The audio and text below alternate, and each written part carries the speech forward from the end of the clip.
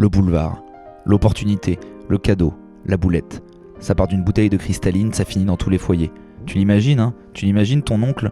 Celui on n'a pas bien compris exactement ses idées, mais il est pas d'accord avec tout ce qui est bien en général, ce qui est bon. Le genre de mec qui sait pas profiter, qui voit la part d'ombre partout, le peine à jouir, celui qui profite pas quand son équipe mène 2-0 parce qu'elle peut se faire rejoindre. Eh bah oui, implacable. Et de toute façon, il aime pas le foot. C'est pourri par le fric, ça sert à manipuler le peuple, et tu savais qu'à 3-18 c'est truqué. Bien sûr, c'est Lionel Jospin qui a acheté le match. Bien sûr, avec son petit chéquier, bah excuse-moi, mais si tu changes 4 lettres à Jospin, comme par hasard, ça fait FIFA. T'es ce genre de type. Et là tu l'imagines avec son petit papier coché ses sujets de discussion avant les fêtes. Le mec il est au bingo. Zemmour, ok. Le vaccin, ok. La Coupe du Monde au Qatar, ok. Les hooligans à Lyon, ok. Jackpot. Il va sûrement te rajouter en sujet mineur le féminisme, évidemment l'écologie, l'acharnement judiciaire sur Sarko et le droit d'adoption et d'homoparentalité en France. Il le dira pas comme ça, mais je brouille les pistes, sinon ça risque de lui donner des idées. Alors oui, on est fatigué d'avance, oui c'est usant, oui on va essayer de nager à contre-courant, que dis-je, faire du crawl dans une piscine gonflable, et il faudra répéter à tous ces non-convertis, pas d'amalgame. C'était un acte isolé. Vraiment ? Ok, pas que, mais il faut simplifier. T'es sûr ? Non, c'est vrai. Oh putain, mais en fait, il est à nous le boulevard. Elle est pour nous l'opportunité, il est pour nous le cadeau. Là où certains voient juste un abruti qui a acheté une bouteille d'eau sur un joueur de foot, gâcher la soirée de tout un stade, moi j'y vois une possibilité. Plusieurs même, bordel. Il y a plusieurs voies mon boulevard. C'est une possibilité pour nous de parler, de mettre le sujet du supporterisme sur la table sociétale. La polémique elle est pas forcément vaine quand elle sort du cadre de CNews. Ça permet de parler aux gens. Toi le boulanger et toi ma copine qui regarde juste la Coupe du Monde. Ça nous permet d'aborder un sujet de fond qui concerne le foot avec vous. D'expliquer, d'éduquer. Ça ouvre une porte. À nous de nous en servir correctement.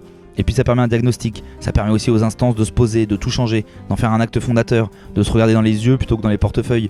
J'imagine déjà les costards tous ensemble après les événements de Lyon, se tenant la main et dire « I have a dream, paillettes » et créer une grande réforme du foot en France.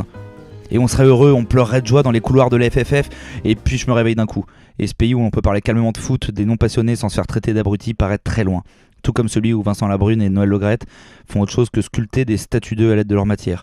Bienvenue dans notre monde. Bon, il fait froid, il est pas si mal. Il est pas si mal ce monde déjà parce qu'on est là. Bienvenue dans l'épisode 4 de Poteau Carré.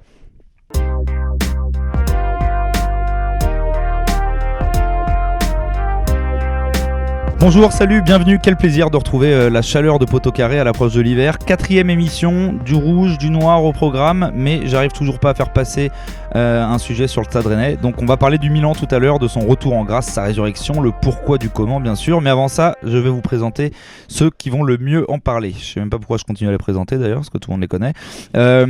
Avec moi en face, le flamboyant Chilo Alemano Bourguignon. Si sa spécialité c'est d'être le stagiaire de tous ses potes dans la vraie vie, chez nous il est bien en place et son contrat est à durée indéterminée pour notre plus grand bonheur. Ça va Flo ? Mais merci Jules, mais je voulais revenir sur ta dernière intro, alors pas celle d'aujourd'hui qui était magnifique comme toutes les autres, mais la précédente. Je pense que tu as une grande part de responsabilité sur ce qui s'est passé au Groupama Stadium.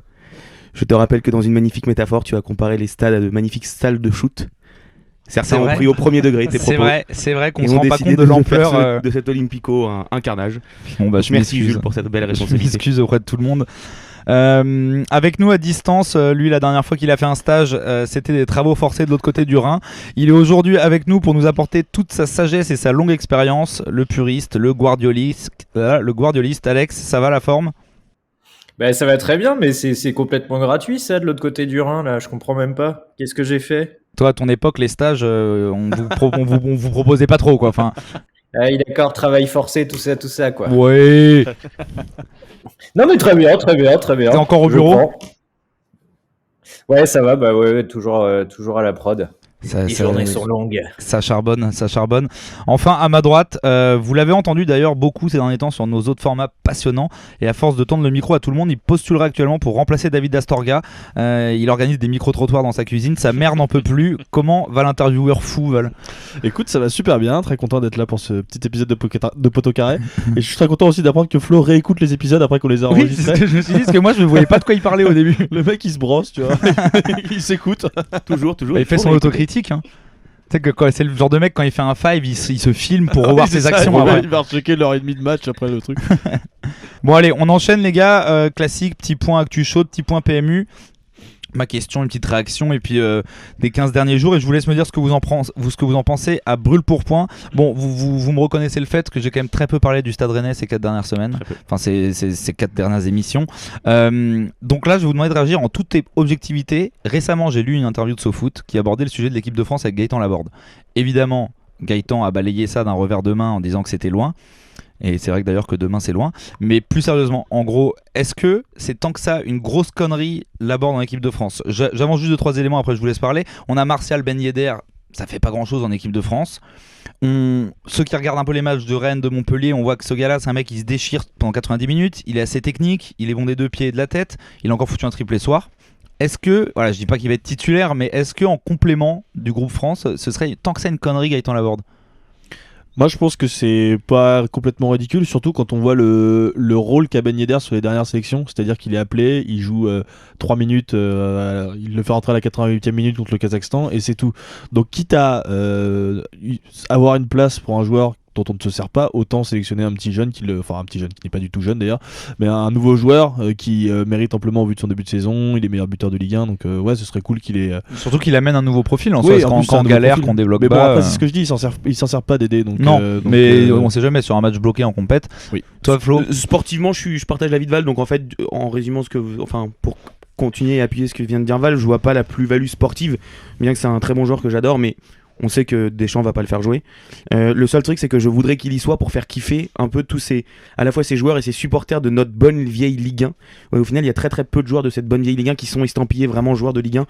Même Ben Yedder, il n'est pas tant que ça parce qu'au final, il a longtemps joué en Espagne. en fait, et il ça attend serait la bien Ligue des d'avoir, champions Deschamps souvent pour sélectionner. Exactement.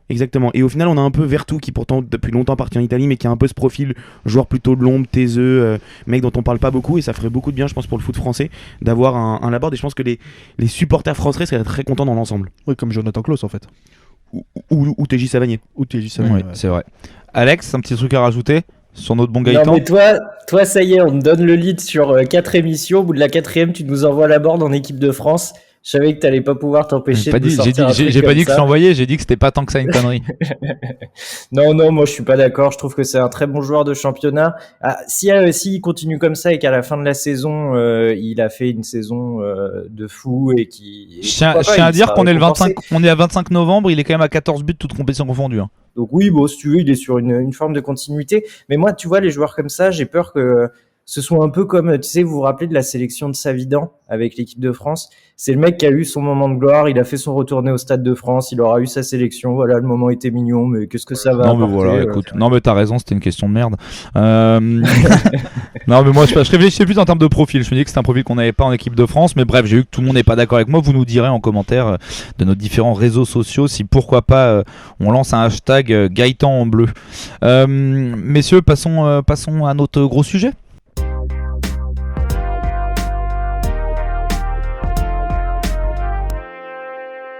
Donc aujourd'hui, on s'attaque à un monument, une vieille personne endormie depuis beaucoup trop longtemps, et je parle pas du tout de la personne à laquelle vous pensez tous, mais du Grand Milan, qualifié pour la première fois en Ligue des Champions depuis 8 ans, fringant dauphin l'an dernier. On va essayer de décortiquer les éléments qui expliquent cette renaissance. Alors, il y a la direction qui a complètement changé avec les nouveaux actionnaires, on passe par l'architecte Pioli, conspué par les fans avant son arrivée, la fausse arrivée de Ralf Rangnick, le retour de Zlatan. On va regarder ensemble comment ce géant endormi est de retour sur le devant de la scène. Et du coup, je vous propose de commencer par ce gars qu'on connaissait tous un peu de nom sans trop d'avoir regardé de près avant qu'il arrive. Il a un peu écumé l'Italie. C'est Stefano Pioli. Qu'est-ce qu'il veut me parler un peu de lui pour commencer? Moi déjà je voulais juste faire une petite parenthèse et revenir un peu sur nos dernières émissions, puisque visiblement depuis qu'on a commencé cette nouvelle saison de Poteau Carré, Lens depuis qu'on a fait l'émission, donc 3 défaites en 5 matchs.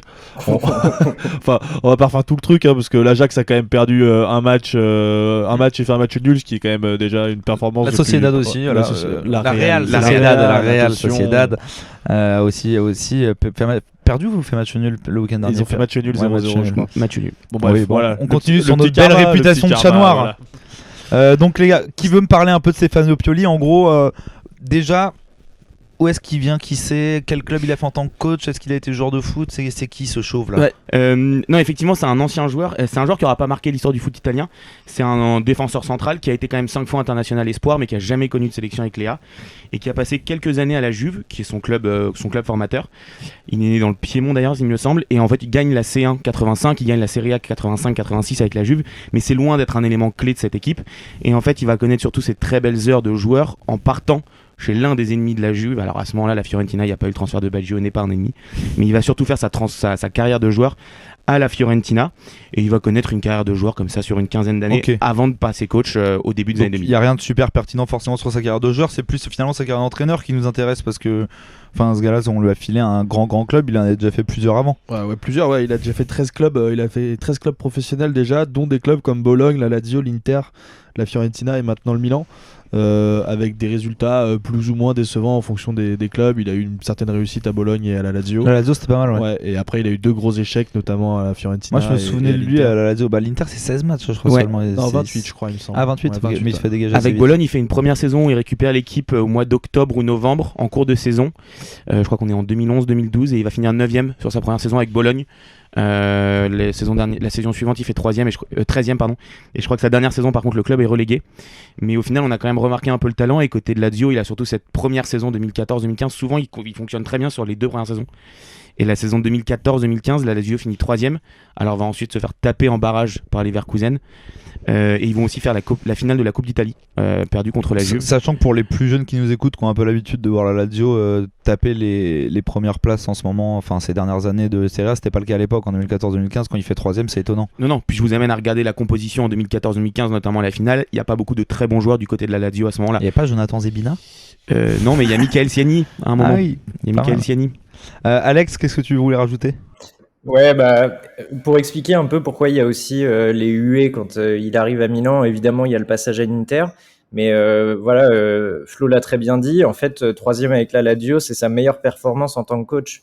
Il a jamais gagné de grands trophées, et son surnom c'est le The Normal One. Donc c'est dire tout l'engouement et l'excitation qu'il a pu susciter au moment où il a débarqué au club.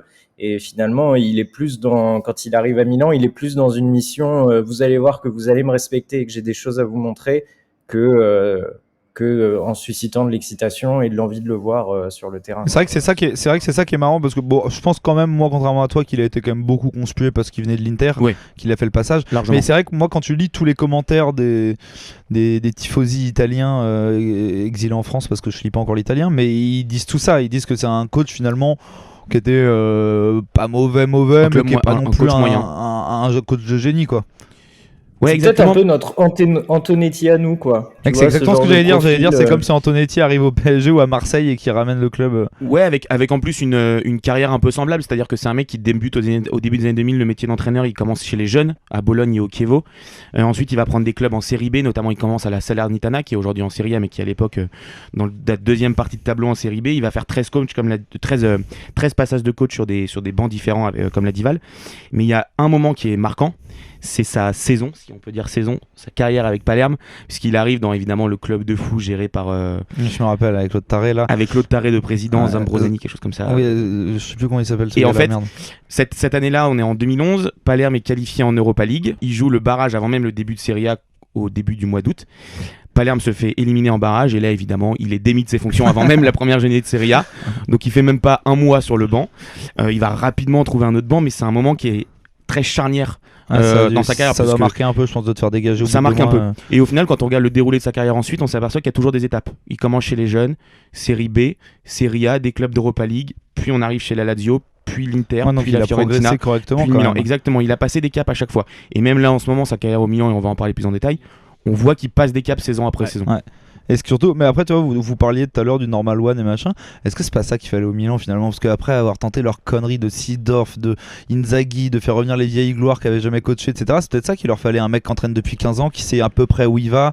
Enfin, nous, tu vois, on l'a eu. Moi, je gueulais un peu au début sur Genesio au Stade Rennais, mais tu regardes quand Antonetti a repris Metz, machin. Ok, c'est des mecs qui sont pas flamboyants, mais ils savent faire le boulot quand même, quoi. Genre, quand il s'agit de faire un truc à peu près correct et de poser, ils savent. Alex, dis-moi.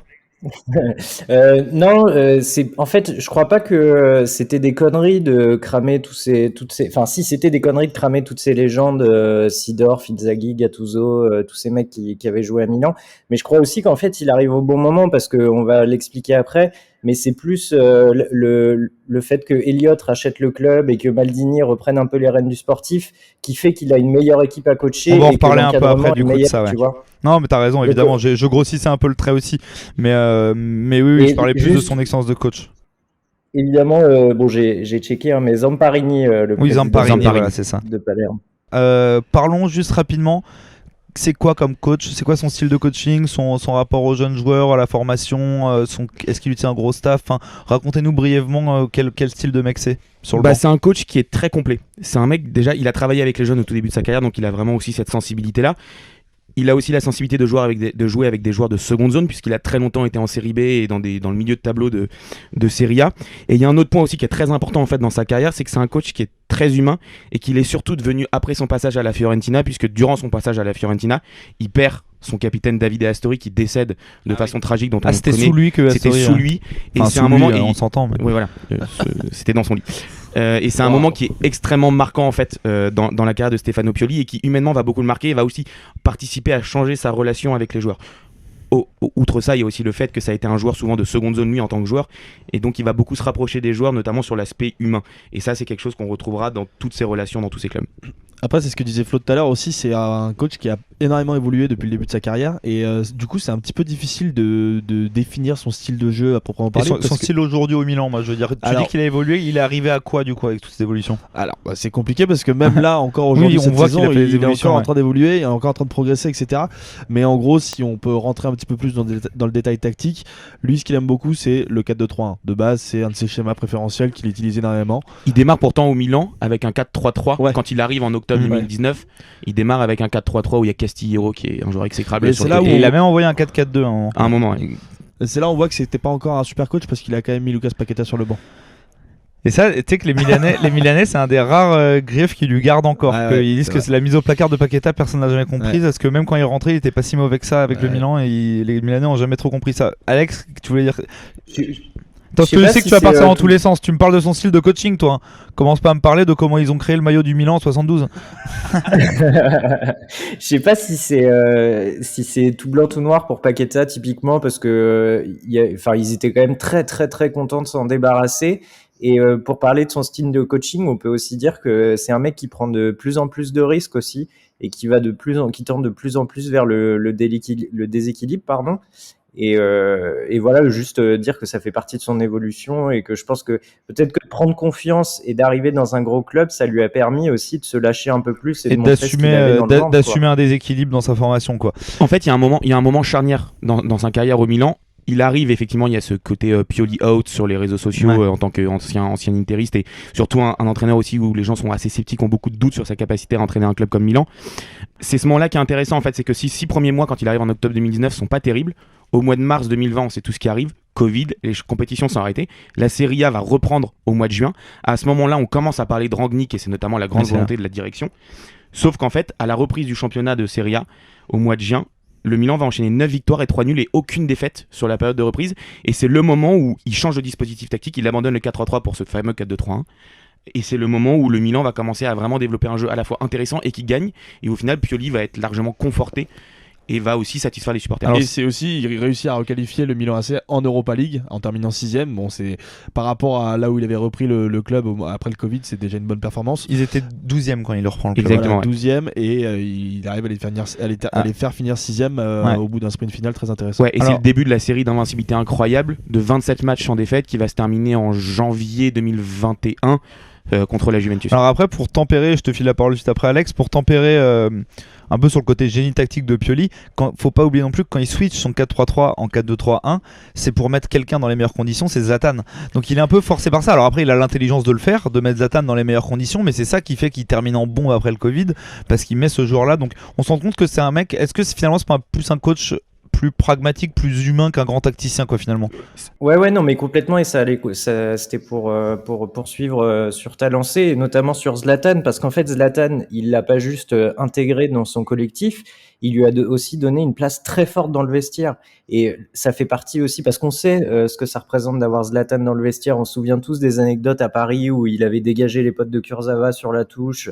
On se souvient tous de l'autorité qu'il a et comment il entraîne toujours derrière lui. Et là où Pioli a été très intelligent, c'est qu'il s'est mis en retrait pour donner une place plus importante à Zlatan, parce qu'il savait que Zlatan allait fédérer autour de lui. Donc, je suis complètement d'accord avec toi. La tactique, il a une base tactique qui est forte, comme tous les coachs italiens, mais c'est pas moi le premier truc que j'emploierais pour le décrire. Et Flo l'a très bien dit en parlant de gestion humaine, d'émotion et de fédérateur dans un vestiaire. Mais bon, la tactique, il a des très bonnes bases, hein, et il propose des trucs très intéressants.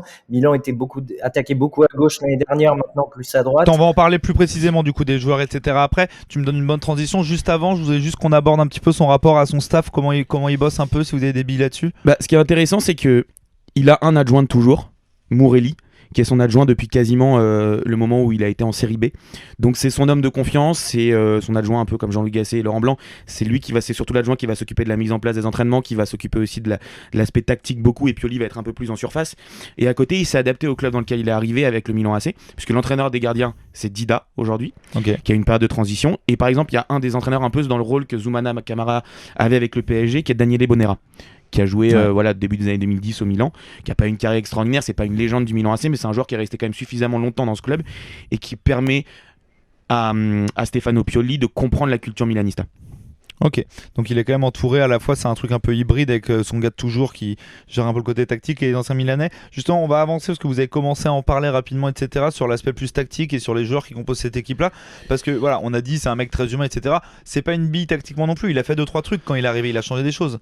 Quand on regarde son 4-2-3-1, en fait, quand on regarde un petit peu plus dans le détail, notamment sur les phases offensives, toi tu parlais du fait qu'il s'était énormément adapté à Ibra, il s'est aussi énormément adapté à d'autres joueurs, et on pense notamment à Théo Hernandez, qui est un joueur un petit peu clutch dans son effectif, puisque en fait dans l'évolution de son système, notamment quand ils ont le ballon, il a tendance aussi à se transformer en 3-2-4-1 avec Calabria qui normalement est arrière droit depuis le début de la saison, qui revient dans les 3 du milieu, et Théo Hernandez qui lui va jouer beaucoup plus haut sur le terrain, donc dans cette ligne de 3-2, donc cette ligne de 4 là, et c'est notamment Alexis Selemakers qui lui à la base était lié droit, qui vient faire le deuxième piston à droite, et ça fait un jeu très très élargi, et ce qu'il aime beaucoup lui, c'est ce qu'on appelle les renversements de jeu, où en gros il crée un point de fixation, que ce soit à gauche ou à droite, et une fois le point de fixation créé, l'avantage c'est notamment de basculer de l'autre côté, et c'est souvent point de fixation à droite et Théo Hernandez à gauche, et c'est pour ça que Théo Hernandez est si efficace dans son système. Et puis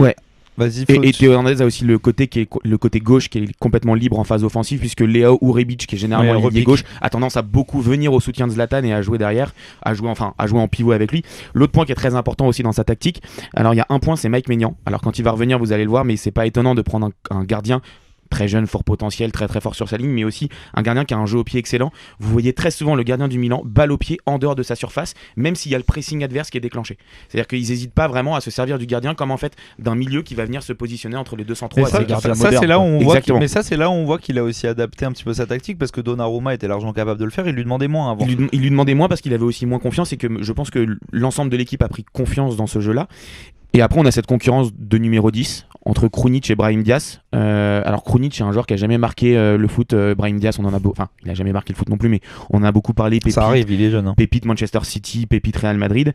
Il a pris un peu son temps, mais il commence à vraiment bien jouer. Mais Krunic aussi, c'est un joueur très très intéressant qui comprend très bien le jeu et qui s'entend extrêmement bien avec Ibra devant. Et au final, en plus, ce qui est très intéressant, c'est qu'on voit de moins en moins de clubs utiliser les numéros 10 ces dernières années. Et lui remet un peu ce rôle de numéro 10 avec Brahim Diaz ou Krunic. Mais moi, ce que je trouve très intéressant aussi, c'est que c'est là où on voit qu'il a quand même réussi à former une histoire un vrai groupe. C'est que Diaz se blesse, Krunic le remplace, pas tant diff que ça. Bennacer se blesse, Tonali le remplace, pas tant diff que ça. Même Ibra, qui est un monstre machin, il était pas trop là au début de saison. Le Milan a continué à carburer, donc il a vraiment réussi à créer quelque chose dans ce club-là qui n'existait plus du tout. Quand on voit en défense centrale, le recrutement de Tomori cette saison avec un prêt avec option d'achat, une option d'achat assez significative, un gros montant pour le Milan vu les finances du club, c'est très important. Alors Maldini a beaucoup poussé ce transfert-là, mais le capitaine de ces dernières saisons, c'était Romagnoli. Romagnoli aujourd'hui est quasiment tout le temps sur le banc au profit de Tomori et de Simon Kjær, qui est avec Ibra l'autre joueur d'expérience de cette équipe. Le recrutement de Simon Kjær est pas anodin non plus. Et au final, mettre le capitaine sur le banc, c'est très bien passé. Et tu disais aussi les très bons remplaçants. Quand on voit Kaloulou à droite qui joue de plus en plus, quand Calabria est blessé ou est moins performant, Kaloulou est vraiment très très bon. Mais en fait, ça c'est une vraie tendance qu'il y a dans cet effectif du Milan, c'est qu'il y a, en fait, il n'y a pas d'effectif, il n'y a pas de 11 type. Il y a 2 joueurs qui sont incontournables aujourd'hui, c'est Mike Maignan qui est blessé, donc Tataru Sano a joué quasiment autant de matchs depuis le début de saison, et Franck Kessié. Parce que même Ibra aujourd'hui, qui a un statut largement au-dessus des autres dans le club, et ben il alterne avec Giroud, il n'est pas titulaire. Leao, Rebic, ça tourne devant avec Brahim Diaz, il y a Krunic, il y en a partout. Et non mais tous c'est les vrai. postes Après, sont doublés, après je trouve que c'est quand même aussi, enfin moi qui les ai pas mal regardés ce début de saison là, c'est quand même aussi beaucoup forcé ce début de saison, ils ont eu beaucoup de blessures. Rebic a été blessé 1 mois et demi, Ibra pareil. Benacer. Mais après j'ai une stat, il y a 27 joueurs dans l'effectif, il y en a 20 qui ont au moins joué 7 matchs sur 13 en championnat. Oui, parce qu'on parle pas des c'est Bagno énorme. Touré, des Gabia qui sont des super bons joueurs aussi à côté. Et du coup, Val, pour finir un peu sur l'aspect tactique avec tous ces joueurs, etc. Toi, ce que tu disais, c'est que il est encore en évolution, il se forme encore ce coach en fait. Ouais, énormément. En fait, ce que je vous ai expliqué tout à l'heure avec son évolution en 3-2-4-1, notamment dans les phases offensives, ça c'était vraiment la base de son système l'année dernière, qui a très très bien fonctionné en début de saison, puisqu'ils étaient premiers à la mi-championnat, je crois. Et ils ont eu un petit trou d'air au moment de la deuxième partie de saison. Ils ont quand même réussi à terminer deuxième, donc là pour la première fois à qualifier Milan en Ligue des Champions depuis 2013-2014. Mais voilà, ce trou d'air en fait a été aussi dû au fait que les équipes commençaient à comprendre un petit peu le système qu'il avait mis en place. Il y a eu une anticipation, commençait à être prévisible. Voilà. Et du coup, il y a eu plein de matchs où il s'est fait, notamment ce match contre l'Inter, le derby l'année dernière, où il s'est fait défoncer par tous les aspects parce que Conte avait absolument parfaitement préparé son match. Et pareil face à l'Atalanta Gasperini. Voilà. Et du coup, il s'était fait défoncer dans ces 2 matchs-là, et il a vachement appris de ces matchs-là, il a évolué, et maintenant il a changé un petit peu son système. Bon, je ne veux pas rentrer dans les détails tactiques parce que c'est toujours un petit peu compliqué à l'oral. Mais maintenant, ce qu'il fait, c'est même plus un 3-2-4-1, c'est un 3-1-6 avec Davide Calabria et Théo Hernandez qui viennent former une ligne de 4 tout en haut, et il y a un espèce de triangle, c'est pas un triangle du coup, c'est un rectangle puisqu'ils sont 4, avec les 3 défenseurs, Franck Kessié qui redescend et Benacer qui joue en point de basse en milieu défensif. Et là, c'est beaucoup plus hybride, on est sur un système beaucoup plus hybride en fonction des adversaires, il est moins rigide qu'avant. Et mais après, bon, c'est vrai, on en a parlé un peu au tout début, on a dit bon, Pioli, etc., incroyable. C'est horrible parce que j'ai l'impression que à chaque fois qu'on dit un compliment sur ce gars-là, on lui trouve des circonstances atténuantes positives, mais malheureusement, c'est un peu vrai. C'est qu'il a pas fait tout seul, on en parlait un peu au début de tout à l'heure. Il est arrivé avec aussi des nouveaux actionnaires, une nouvelle direction, Alex, qui ont beaucoup bossé dans le bon sens. Ouais, on va pas. Il s'agit pas de remettre en question tout le travail de Pioli. On peut déjà dire que Val a cité Conte. Conte n'est plus là et le championnat italien avec le niveau de la Juve cette année, ça lui permet aussi à se mettre encore plus en valeur. Et effectivement, les années noires de la Juve, c'est pourquoi? C'est parce qu'il y a des recrutements qui sont catastrophiques. Je sais pas si vous vous rappelez, il y avait une équipe du Milan qui était sortie où il y avait sur le terrain, il y avait genre Balotelli, Menez aligné avec je sais plus quel autre mec, mais vraiment une équipe mais terrible et beaucoup d'argent qui avait été dépensé. Il y a Maldini qui est arrivé en 2018 et Maldini avec son charisme, avec ce qu'il représente pour le Milan. Vous avez tous vu passer l'interview de Romain Fèvre qui explique quand Maldini m'appelle, forcément j'ai envie de me défoncer et de me mettre au niveau pour ce club. Lui, il est allé chercher des bons joueurs et vous en avez parlé beaucoup. Vous avez parlé de Tomori, vous avez parlé de Simon Kjær, qui est un mec où on se disait, on l'a beaucoup vu, on l'a vu en Ligue 1, on se disait c'est un gars qui est bon, mais de là à ce qu'il équilibre une défense et qui rassure tout le monde comme ça, moi j'aurais pas mis autant d'argent. Même un Brahim Diaz, c'est une bonne pioche, plus personne n'y croyait. Complètement. Et Maldini, il a ramené beaucoup de sérénité. Tout à l'heure, vous parliez de Rangnick, c'est Maldini aussi qui fait le forcing pour que Pioli soit maintenu. Donc voilà, et autour de Maldini, Gazidis donc qui est lui le décideur vraiment et qui est proche du fonds d'investissement Elliott, parce que c'est Elliott qui a les finances, c'est Elliott qui rachète le club en 2018 quand les Chinois se crachent. Et c'est des mecs qui ont quand même la tête sur les épaules et qui travaillent bien. Quand les agents arrivent avec des joueurs bidons, on leur fait pas, c'est plus difficile de refourguer des mecs qui sont un peu hasardeux. Après, là du coup Alex il nous a bien expliqué le rôle dans la symbolique et même dans le travail de Maldini, mais il est pas tout seul Maldini dans cet organigramme. Il est pas tout seul, effectivement il arrive déjà en 2018, il fait 1 an sous Leonardo, avant que Leonardo s'en aille au PSG. Ensuite c'est Frédéric Massara qui est nommé directeur sportif, que Maldini est directeur technique, pas directeur sportif. D'ailleurs, à un moment, il a comme adjoint Boban qui va vite partir parce qu'il s'embrouille avec Gazidis, qui est le président et qui est surtout un ancien Arsenal, mais qui est l'homme d'Eliott. C'est le mec dont parlait tout à l'heure Alex. Exactement. Et il va apporter cette vraie stabilité. Faut pas oublier que que Milan a connu 8 coachs entre 2014 et 2019. Simone Inzaghi, Sidorf, Gattuso, Allegri, on en a Mais parlé. c'est bien déjà d'avoir dégagé Leonardo qui on sait faisait un peu ses courses et son marché avec le Milan et Maldini exactement, il est venu avec et une avec ambition sportive quoi. Et avec ses agents. Et Maldini, donc surtout après le Covid, va donner la confiance à Pioli, mais aussi parce que le Milan, on connaît les galères financières, et Maldini va se dire avec Elliott, un petit peu comme Elliott l'a fait au LOSC, maintenant on va baser toute notre politique sur le trading. Et en fait, ils se rendent compte que Pioli, qui a été entraîneur avec les jeunes, qui est un mec qui comprend les jeunes, qui a lancé beaucoup de jeunes dans sa carrière, en fait, peut être le mariage est assez cohérent. Ouais, en fait, ça, c'est un des trucs, c'est une des questions auxquelles t'as posé tout à l'heure, à laquelle on n'a pas trop répondu. Quel est son style de management ? En fait, lui, il aime énormément les jeunes. Et quand on regarde la construction de l'effectif, moi, j'ai la répartition des joueurs. Donc, je vous ai dit tout à l'heure, il y avait 27 joueurs dans l'effectif. Il y en a 15 qui ont entre 20 et 25 ans sur les 27 joueurs. Ouais. C'est énorme. Et il y en a que 6 qui ont plus de 30 ans. Ouais. Donc c'est une répartition qui est quand même très très orientée vers la jeunesse. Et d'ailleurs, le Milan, il me semble que c'était en 2020, a aligné l'équipe la plus jeune jamais alignée depuis une vingtaine d'années, je crois. Et c'est encore aujourd'hui une des moyennes d'âge les plus basses en Europe. Je crois qu'ils ont presque 24. Attends, en fait, je fais une demi-parenthèse que je trouve assez marrant quand même, c'est dès qu'il y a une politique comme ça, tu te rends compte quand même que c'était pareil à Monaco, c'était pareil. Lille l'an dernier, ils avaient en défenseur, ils avaient Fonte et Ilmaz devant pour encadrer. Là, ils ont Kier et Ibra. Tu mets 2-3 vieux avec des jeunes talentueux et ça explose. Souvent. Et à Monaco, souvenez-vous d'un Glick, c'est ça. Souvenez-vous d'un Berbatov dans la génération qui explose avant à Monaco. Et c'est exactement ce qu'a essayé de faire Peter Bosz à Lyon, là, en recrutant Shaqiri, Boateng. Voilà, mais ce qui est très important et petit cocorico, c'est que Maldini, évidemment, par son aura, participe au transfert, participe à attirer des joueurs, participe aussi à la stabiliser le club, parce qu'au-delà d'être une légende de ce club et de le comprendre très bien, il est aussi très compétent. Mais cocorico, c'est qu'il y a un Français qui est très important dans ce rôle-là, c'est le responsable du recrutement, qui est Geoffrey Moncada, et qui a été recruté en 2018 par le Milan et qui s'inscrit parfaitement dans la politique de trading. Avant d'arriver au Milan AC, il était en charge du recrutement et du scouting pour l'AS Monaco, sous Luis Campos. On connaît les capacités de Luis Campos à trouver de jeunes joueurs, notamment pour faire du trading. Le premier coup de Moncada, on lui dit il faut que tu relances la Primavera. Il va faire signer Thiago Diallo, qui vient le défenseur central maintenant à Lille, qui débarque directement du Portugal. Il le fait signer pour 500 000 €. 6 mois plus tard, il fait x10 en le vendant au LOSC. Alors c'est dans un transfert où on se souvient que c'est un transfert où il y a aussi Léao, il y a un échange, donc peut-être que des choses qu'on ne connaît pas trop. Voilà, sur ce transfert-là, Moncada a fait ses preuves. On lui dit maintenant tu vas vraiment bosser aussi sur le recrutement, avoir tout en charge le recrutement, et tu vas travailler avec Maldini. Et c'est lui qui a fait beaucoup de coups de jeunes, et notamment beaucoup de coups de joueurs français ou francophones ou qui ont joué en Ligue 1. On peut penser à Léao, Hernandez, Benasser, Kaloulou, Maignan. Tout ça, c'est des joueurs qui ont été... les rumeurs sur Fèvre et Adli, là. Et tout ça, c'est des joueurs qui sont poussés auprès de Maldini par Moncada, et au final, comme à chaque fois il prouve que son travail est bon, Maldini dit ok, et la direction d'Eliott. C'est vrai que ça explique l'espèce de hype française qu'on sent depuis 2-3 ans. Ça plus Mascara, puisque Mascara, je sais plus si tu l'as dit Flo, mais qui était l'adjoint de Monchi avant quand il était à Séville. Okay. Alors Massara, parce que Mascara c'est sur les lèvres. Oui, on les embrasse sur les yeux.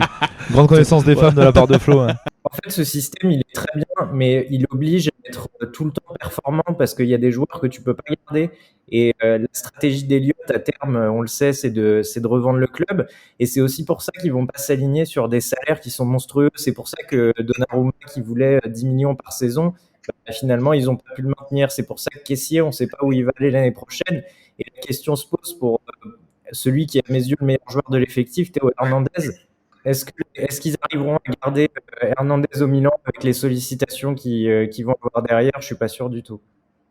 Ouais, bon bah les gars, on a quasiment fini là-dessus. Moi, ce que je voulais voir, c'était un petit peu sur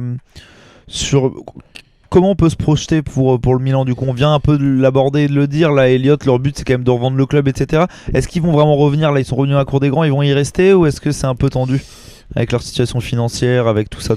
Il y a du mieux. On se souvient que le Milan a eu une fois une menace de suspension de fair play financier, et c'est à ce moment-là que le fair play financier s'est rendu compte qu'en fait le propriétaire chinois Yang Hongli à l'époque, qui a récupéré le club en 2017, était insolvable, donc il fait 1 an et ciao bonsoir et Elliott reprend le club.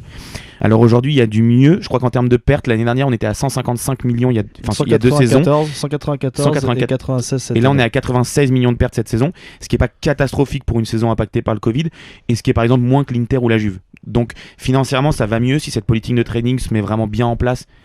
peut-être qu'ils pourront faire quelque chose, mais à terme, comme l'a dit Alex, le but d'Eliott c'est de revendre, et les pertes à un moment vont quand même rester et sont quand même très importantes. Ils payent quand même des années d'une direction catastrophique. Ok, bon, Ouais, mais je pense quand même que par contre Elliott est là pour faire une vraie plus-value. On sait que c'est un fonds vautour qui aime bien l'argent. Il y a d'ailleurs des très belles histoires je me suis renseigné un petit peu sur le fonds Elliott. C'est très intéressant, toutes les affaires au Pérou, en Argentine, etc. Encore des humanistes. Voilà. Bref, ils ont quand même la volonté de faire une grosse plus-value et je pense que pour l'instant ils s'inscrivent plutôt dans la durée, en tout cas au moins à moyen terme, parce qu'il y a cette histoire de stade aussi dans lequel ils sont quand même pas mal investis, Ok. parce qu'ils savent que ça représente aussi une potentielle plus-value encore après la revente. Et puis il y a un truc qui est quand même intéressant dans la perspective pour se projeter sur le Milan, en tout cas économiquement, c'est que au moins dans le board, Elliott a fait appel à des gens qui connaissent vraiment le milieu de l'entrepreneuriat et du football. On parlait de Yazidis, il est resté pendant 12 ans à Arsenal, peut-être pas 12 ans, peut-être un peu moins, 9 ans, c'est ça. Mais voilà, c'est quelqu'un qui connaît très bien le football.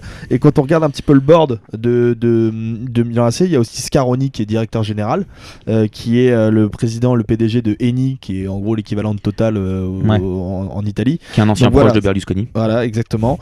Voilà, donc c'est des gens qui savent gérer des clubs et des entreprises. Donc je pense que a priori, et en plus Milan, on connaît la renommée du Milan AC à l'international, ce sera toujours une marque exceptionnelle. Et avec des gens comme ça qui savent gérer des clubs, qui savent gérer des entreprises, a priori je pense que sur les prochaines années on n'a pas trop de soucis à se faire sur Sportivement, Milan. on peut rassurer les supporters milanais sur au moins les 10-15 prochaines années, ils vont être là et faire les choses correctement. Il faut savoir juste combien de temps Elliott va rester, mais je pense que à moyen terme ils ont histoire de stade et tout, ils risquent d'être un peu là, Surtout que là, c'est la dernière saison, enfin une des dernières saisons où Milan continue à payer financièrement, mais aussi sportivement, les échecs du mercato 2017 où le chinois, donc Yong Gangli, avait investi 200 millions sur le marché des transferts. On se souvient de Bonucci pour 40 millions, d'André Silva pour 38 millions, de Çalhanoğlu, de Conti, de Musacchio, de Biglia ou de Ricardo Rodriguez. Tous ces joueurs, à part Kessié qui vient cette même saison, ont fait flop. Et au final, là, le Milan est en train de sortir un petit peu de cette spirale. Il y a de moins en moins de joueurs qui sont encore là, que ce soit sportivement ou financièrement. C'est aussi une vraie plus-value pour le Milan. Ok, bon bah écoutez, je pense qu'on a fait un petit tour assez complet de ce début de résurrection pour ce grand club qui nous a tous fait rêver, en tout cas les gens de notre génération dans les années 2000, et on espère que ça va durer encore quelques temps. Val, un petit mot de la fin. Bah, si je peux rajouter, parce qu'on n'a pas parlé, mais il y a un super article dans EcoFoot, donc ecofoot.fr, sur le renouveau, notamment sur les revenus commerciaux du Milan qu'ils ont mis en place, avec ils ont créé toute une production, des locaux de près de 1000 m² pour pouvoir autoproduire sur les réseaux sociaux du contenu, etc. Okay, ils ont tout centralisé. Ils ont tout centralisé et ils ont fait un truc énorme. Ils ont fait des campagnes et je serais pas surpris qu'il y ait prochainement une série sur le Milan AC qui soit quasiment autoproduit. Un peu comme avec Sunderland et machin. Voilà, exactement. Et ils sont en train de développer et ça fait partie aussi de tous les avantages économiques qui font que a priori la perspective économique du Milan sera bonne. Bon bah écoutez, voilà, pour ceux qui veulent en savoir un petit peu plus, on vous encourage à aller lire cet article d'EcoFoot qui est super intéressant. Et voilà, on va pas garantir aux supporters milanais qui vont récupérer ce lustre d'antan. On rappelle que le Milan c'est quand même 18 titres de champion d'Italie, 7 LDC. Donc voilà, a priori ils vont pas revenir tout de suite à ce niveau-là, mais en tout cas leur objectif à moyen long terme c'est de faire bonne figure au moins en Ligue des Champions chaque année. L'objectif il est là et on espère qu'il sera réalisé chaque année.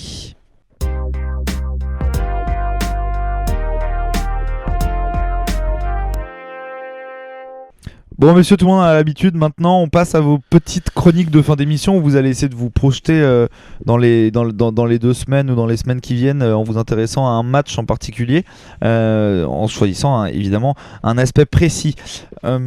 Commençons par toi Val, comme d'hab t'as évidemment pas voulu me dire ton sujet donc je sais pas de quoi tu vas me parler, si ce n'est d'Atlético. Oui mais à chaque fois tu me dis je vais parler de tel match mais tu me dis pas en quoi précisément. C'est la surprise.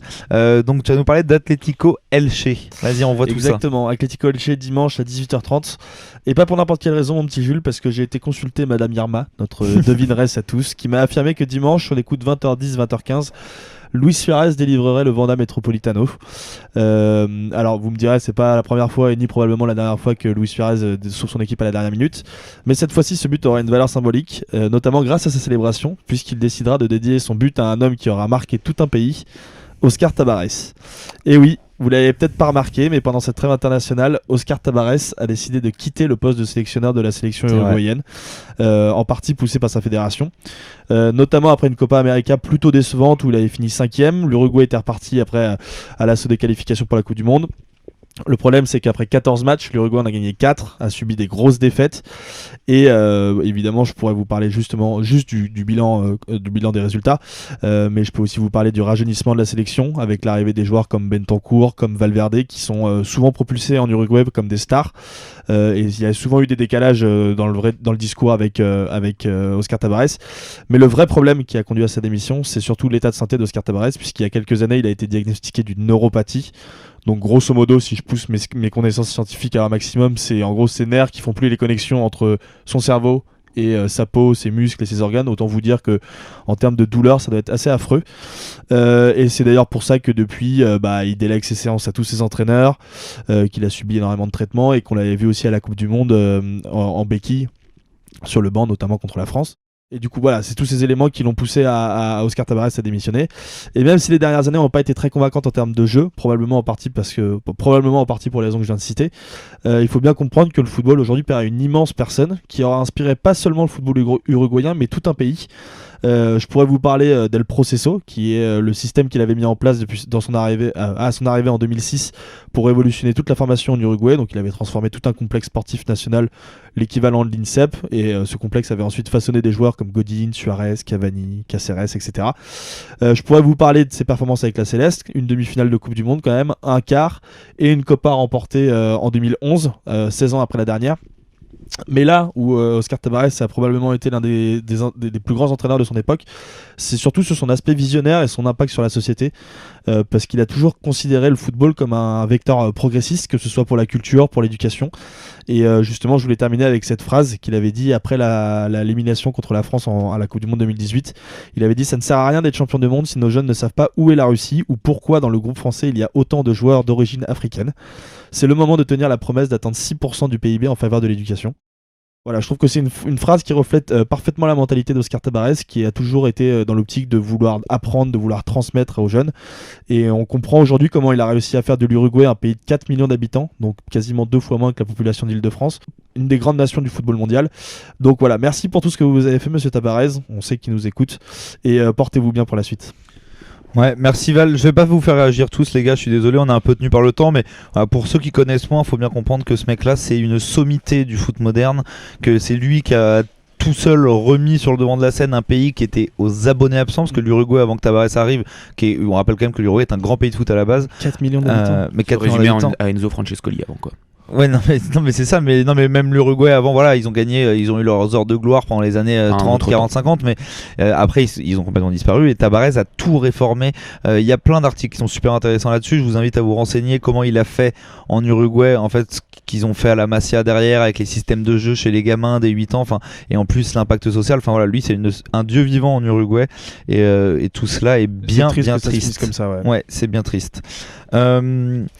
Deuxième sujet, en fait c'est une cata parce que je suis en train de regarder vos 3 sujets et je me rends compte que vous allez tous me parler de trucs en Espagne. On a fait la Real Sociedad il y a 2 semaines, on va finir par changer de ligne éditoriale. Je pense qu'on va parler que de la Liga, l'année où la Liga en plus est éclatée. Flo, toi tu vas nous parler du match Real Bilbao. Et alors tu m'as dit un truc que j'ai rien compris, tu m'as dit je vais le faire en mode socios. Donc est-ce que tu vas nous parler des socios ou tu vas parler comme un socios? Qu'est-ce qui va se passer? J'aimerais vous parler comme un socios, parce que j'adore ce système, mais je vais vous parler des socios. Mais déjà, première petite question, quel est le point commun entre Bilbao et Real Madrid? C'est des clubs de foot. C'est des clubs de foot, ouais. Ouais, en Espagne même. Quoi... Exactement, ils font partie des 3 clubs espagnols à n'être jamais descendus en Segunda, partout, hein, avec des clubs de foot. Avec le Barça. Et c'est aussi 2 clubs qui comme le FC Barcelone, ont un autre point commun, c'est que c'est 2 clubs qui ont un modèle de socios.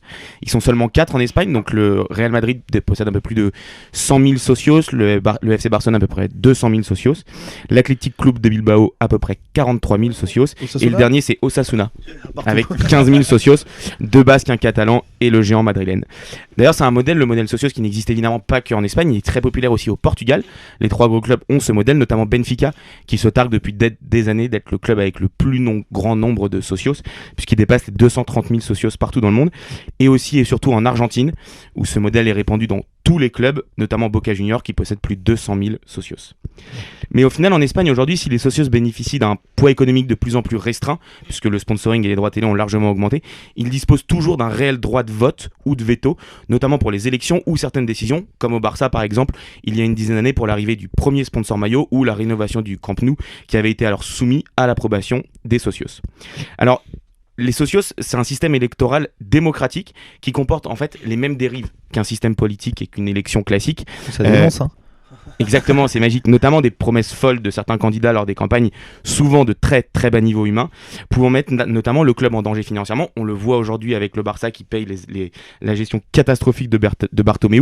On se souvient aussi qu'à son retour en 2008, après son épopée avec les premiers Galactiques, Pérez avait fait des énormes prêts, avait fait la promesse d'énormes prêts auprès des banques pour financer les néo-galactiques Kaka, Benzema, Cristiano Ronaldo.